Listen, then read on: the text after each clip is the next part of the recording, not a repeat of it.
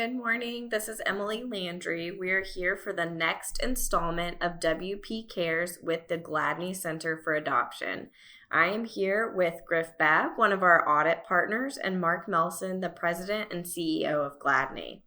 I have had the honor of getting to work with the Gladney team before, so I know a little bit about you. But for those who haven't, can you tell us a little bit about Gladney?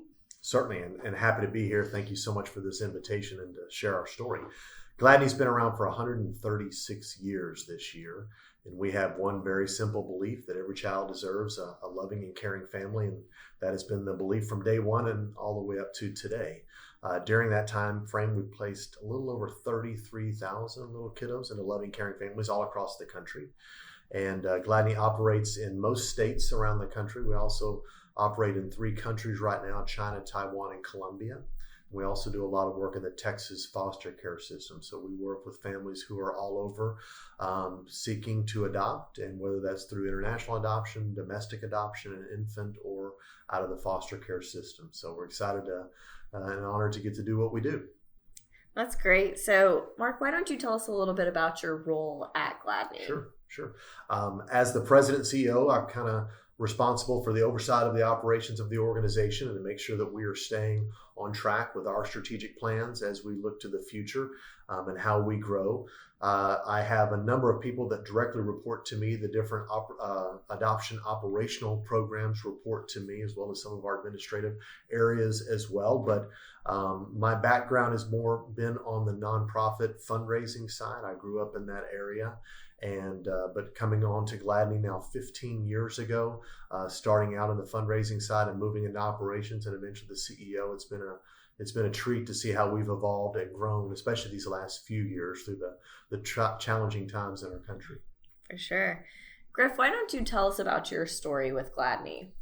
Sure. Yeah. So here at Whitley Penn, we've worked with Gladney, I think, since I've been at the firm, which now is about 21 years. So it's been a great relationship from a business standpoint, but became a little more personal a few years back when my wife and I decided to adopt. So we had a little girl, a biological little girl, and had a lot of challenges, I would say, with that pregnancy and all of that. And we had talked about adoption before then. So when we decided to expand our family, adoption made a lot of sense.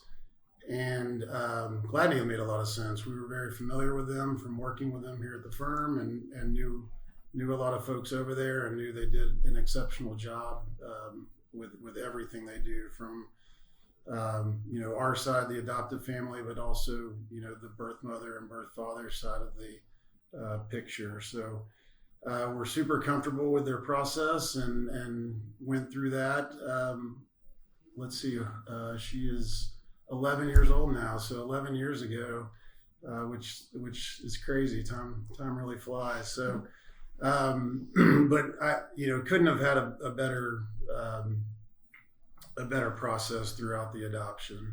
And we'll probably get into it a little more, but Gladney does a whole lot of training on the front end, and you get to hear from some people that have gone through the process, and everybody tells you like how, once you meet the child you're adopting, it's like they're part of your family instantly, and it's true. So sorry, I'm getting a little choked up, but it's like it's just a match, and the way the process works, I think, is part of that.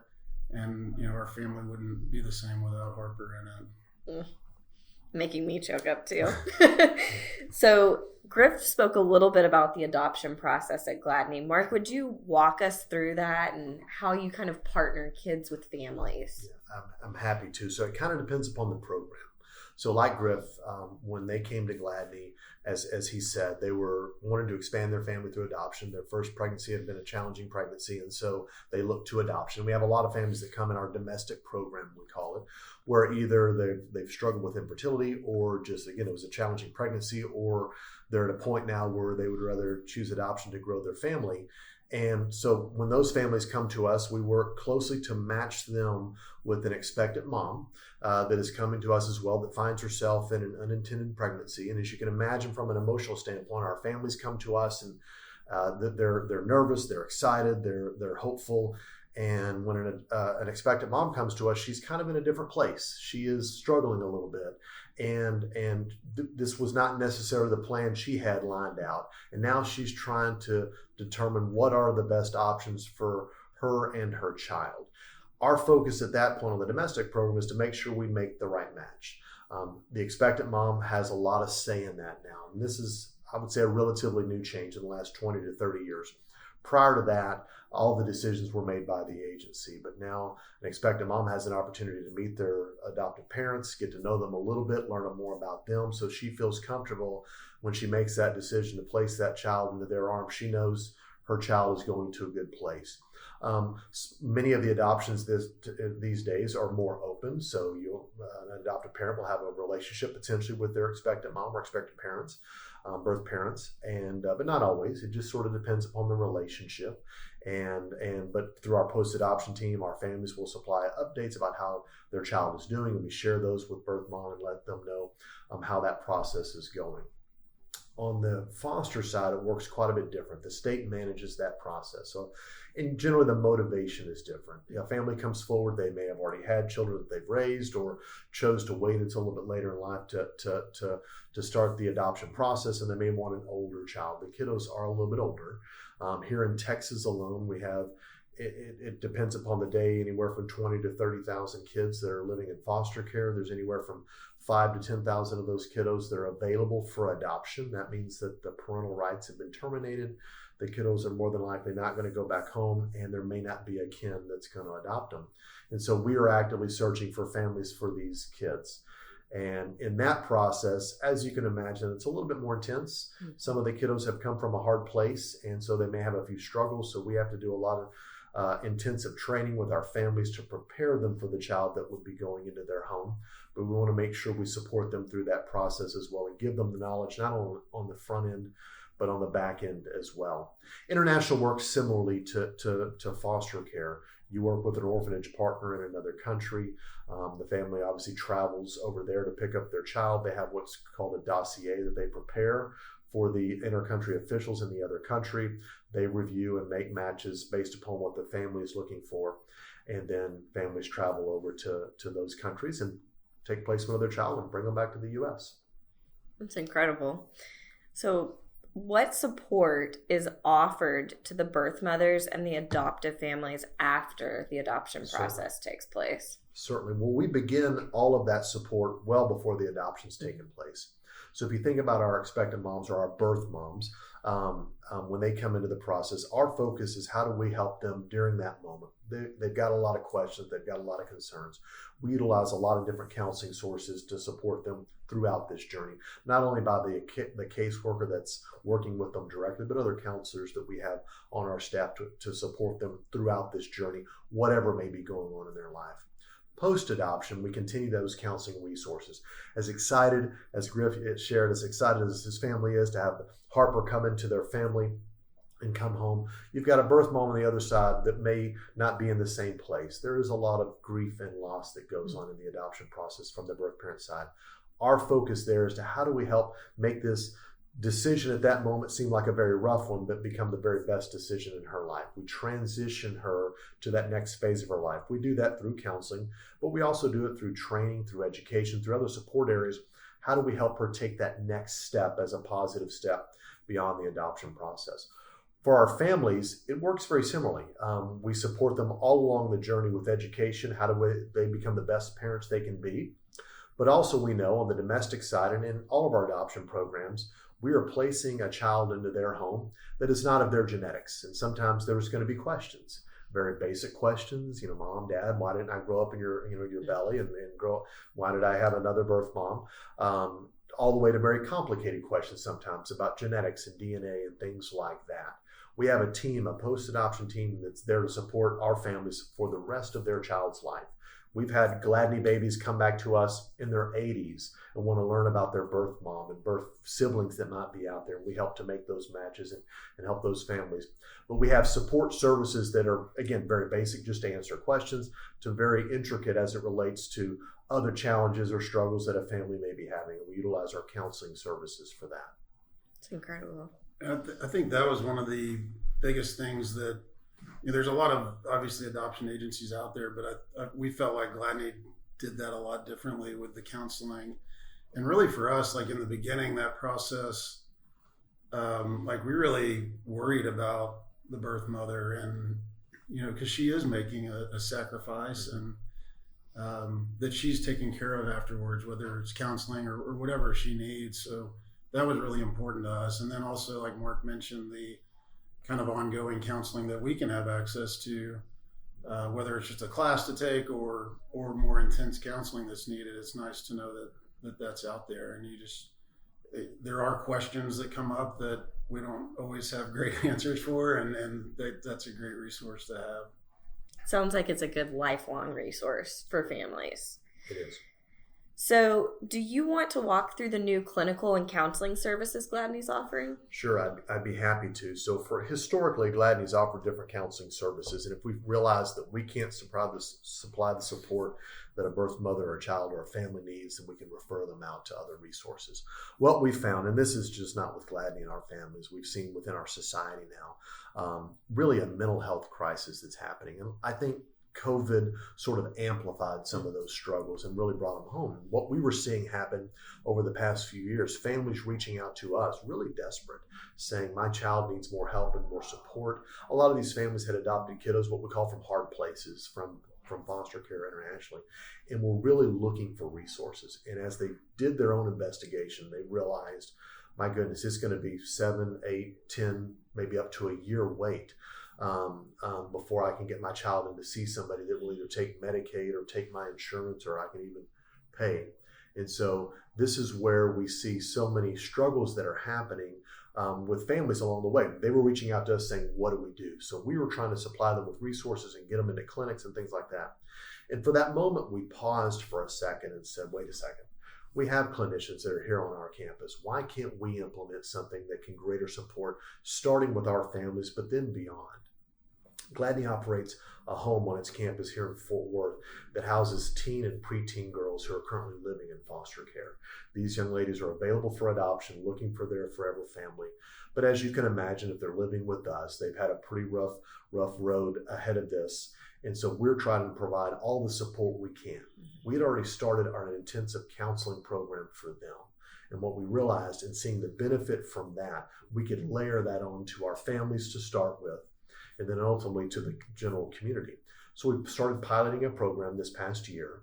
I don't know how to say this in a different way. It's been very successful. I don't know if that's a good thing or not, because there's been such an outcry for need and support. We've been able to hopefully meet that demand and grow that demand. And now we're expanding it beyond just not only our Gladney families in the different programs that we offer, but then even to beyond that. Right now, we're doing in-person and virtual counseling on our campus at Fort Worth. Most of the in-person counseling is with younger kiddos and families. The older kiddos, teenagers and beyond, and adults and adoptees and birth parents, we can do a lot of that virtually still with our counselors. But this is an area of growth simply because the demand and the need is there. And so we're actively bringing on more clinicians to come on board with us to work, to start helping to manage and take on cases. We're trying to grow this from within as well. We've started a program at Gladney where we will hire master's level social workers that are wanting to become therapists. And so they work within our adoption programs. They learn our clientele very well, and then we're able to graduate them through their clinical studies to our therapy program. So we're excited to see that roll out over the coming years. But this has really been a large, not only a need that we're seeing, but a way we can directly contribute back to the community, and I think in a very positive way, not only right here in North Texas or the great state of Texas, but actually beyond that. That's incredible. I'm so grateful that y'all are standing in the gap for us. You briefly touched on COVID. Yeah. Do you think that COVID has changed the adoption landscape? It has. It's been interesting.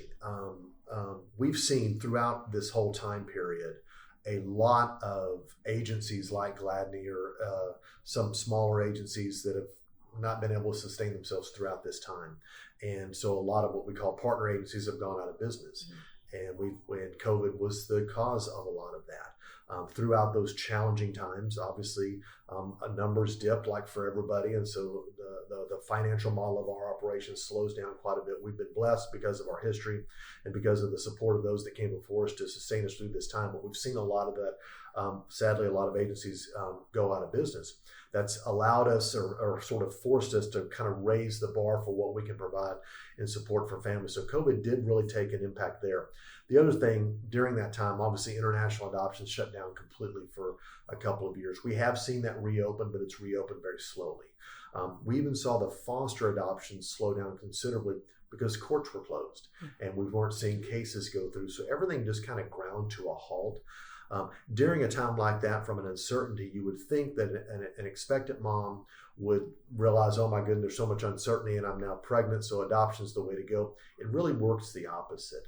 Everybody sort of freezes and they don't know what to do. So they do nothing. And we saw that happen a lot. We were getting a lot of calls from hospitals, from an expectant mom saying, I've got to do something now. We need your help. We've seen a lot of calls now come out of COVID of birth parents who during COVID tried to parent, realized that they couldn't do it. And now we're getting calls from birth moms that have kiddos that are 1, 2, 3 years old that want to make an adoption plan now. In those situations, we do everything we can for that not to happen if possible. How do we supply her with supports and resources and just community resource that can help her to parent? But if she can't, then we'll have an adoption option for her, and many of them choose that option. So we've just seen the whole dynamic of it change. The other thing, and I think as an organization, all of us have seen that how we run our business, if you will, is now different. From virtual opportunities for our staff to how do we integrate back into a supportive network within our offices, things like that. We've just really been forced to be a learner, I guess, if there's a good word to use, to be a learner during this process, as well as how to be adaptable. Gladney being such an older institution, for most of our existence, we made the rules and you follow our rules. And now we've learned we've got to stop and listen a little bit more. And how can we be adaptable, like the counseling center, to provide better support to our families? It's really taught us a lot. That's great. Do you have any initiatives you want to share with the community? Well, so Gladney is a nonprofit organization, and so we're always doing fundraisers in the community and trying to help build our brand and learn more about, have people learn about Gladney. November is National Adoption Month, and so there's great opportunities. We like to hold big events, not only on our campus, but concerts and things like that, to really be able to introduce adoption to the community at large. Really, awareness is the key. A lot of times people simply don't know where to turn. If they have a friend or a sibling or find themselves in an unplanned pregnancy, many times they just don't know where to turn. And that's where we hope they will find us. Gladney operates a network of websites called adoption.com, and that's a great resource for families and expectant moms and families to go to learn more about adoption. And as we can spread that message more, that's the main piece where people can get involved. But also, as we look at, we're always actively looking for families, especially for some of those kiddos that are coming from hard places. As I said, we've got a lot of kids right here in Texas that need a home. And we are actively trying to recruit families to come into these programs. What we want to ensure that they know is the families know we're here to support them in the very beginning, throughout their child's life. We are continuing to learn how can we provide and layer better resources and support for these kids and for these families. We don't just place the child and walk away. They know they can come back to us, and we're going to be there walking hand in hand with them to make sure that that's a successful place. But the last thing we ever want to do is have to take a child out of a home. We don't like to do that. And so everything we do is to help ensure that that doesn't happen. That's great. So where could you learn more if you wanted to connect further with Gladney? Absolutely. So certainly our main website, gladney.org, is a great resource to learn about the adoption process. But I would also say adoption.com That's an easy one to remember. That you can go there and learn all about different levels of adoption. No matter where you are hearing this podcast from, anywhere in the country, you can go on adoption.com and learn not only about Gladney, but about the adoption process, about organizations that may be in somebody closer into somebody's area, about resources for birth moms, for kiddos, and just a lot of education and support that's available throughout the adoption process in that journey. We provide a lot of information that's out there. It's incredible. Griff, any final comments from you? I think Mark has covered a lot. I mean, I think, like I said earlier, Gladney's a great organization. We had a wonderful experience with it. One thing I think that was eye-opening for us as we went through it, and Mark touched on it earlier, is how adoption has changed over the last several years or 20 years. Because we went into it, you hear about closed and open adoptions, and in the domestic piece that we went through, I'd say virtually all of them are open, which was a little bit of a surprise to me, but it also made us more comfortable with it because we got to meet the birth mother. In our case, we actually met the birth father as well. And you're able to build a relationship there, and they're more comfortable, with the whole process and the family and all that. So, like I said, we were really happy with Gladney and really enjoyed the process. And I think the care they take of the birth mother was the thing that set it apart for us. It's incredible. Well, thank you so much for coming and joining us today. I personally believe that the family unit is one of the biggest things that makes a difference in someone's life. And I'm just so grateful that you're connecting families like Griff to their future kiddo and helping all of those adoptive moms, and really grateful for that clinical care that you're providing in the new counseling services. Thank you so much for joining us. We'll be back next month with another episode of WP Cares.